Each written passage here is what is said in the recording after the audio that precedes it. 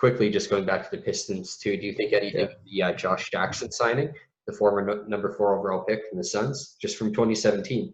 I mean, his rookie contract just ended, went through those 3 years, already not re-signed, number 4 overall pick.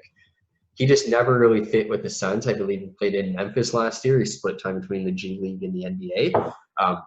Yeah, I mean, obviously that sucks whenever you pick 4 overall. Basically, by the second year, you're almost not in the NBA. You're pretty much giving up on at this point. So Pistons obviously giving him a chance. We talked a lot about they have a lot of openings. Overall, I mean, good signing in the sense they take a chance on someone wants to go there. Any chance you think it's anything, or it's probably just a dud? Like, we'll probably get 10 points per game. I'd love someone everyone needs to get a chance on him. He's still only 22 years old. He'll be 23 next year. He is not a horrible player. He was obviously overhyped. He probably shouldn't have gone number 4. Probably should have went a little bit later. But if he hones in on shooting, he could actually be a decent player. The guy can't shoot a 3-pointer, and he plays small forward shooting guard. Like he plays that wing role, but he can't shoot a 3.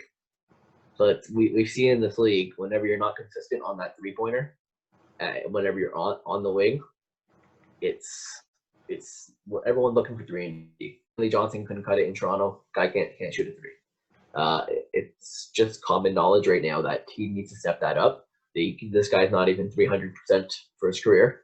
He hoists them up, but he can't get them in. So he does get 10 points per game. Can be a great player driving, but unless you're someone like Ben Simmons, where you have all these other attributes, you can't just rely on driving. Yeah, and I mean, I think a key aspect of that is, like you said, like even let's say his defensive abilities are there and his athleticism. Great. Yeah. If you're going to be that defensive guy or that standout, you need to be that 3D guy in the NBA. You can't just be one. You definitely have to have something else in your skill set with guys like, even if you're going to fill that role player route like a Thabo, like a Kent Bazemore, again, at least they were able to stretch the floor consistently. Lance Stevenson, same thing. At least he had the ability to hit the 3. So that's definitely something that, like you said, he's going to have to work on if he wants to be a steady, like a staple in Detroit.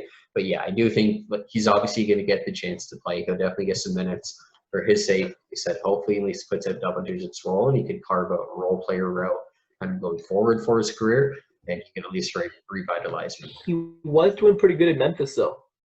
I know that he kind of split the lead last year, but he was doing pretty good there when he did play. So, but no, I totally agree with you, and it's hopefully that this is his better chance now, and hopefully it's something a little more stable, and he's able to go there from the start of the year. And it kind of looks more like he played his way back into the lineup in Memphis, but he kind of figured out his game a little bit more. I'm looking at his stats a little bit right now, and his effective field goal percentage went way up last year because he stopped taking 3-pointers, or not as many 3-pointers, and it seems like he's been actually hitting 2-pointers.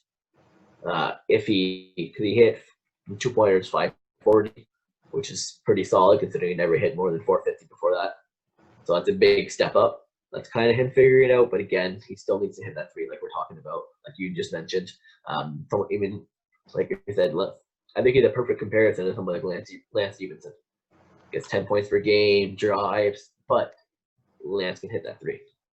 Yeah, I mean, I think it's almost ironic too that both Josh Jackson and Ben McLemore almost had that tendency where they can't hit the 3. They both got drafted super high. People thought they could somehow score even though they couldn't hit the 3. And they both went to Kansas.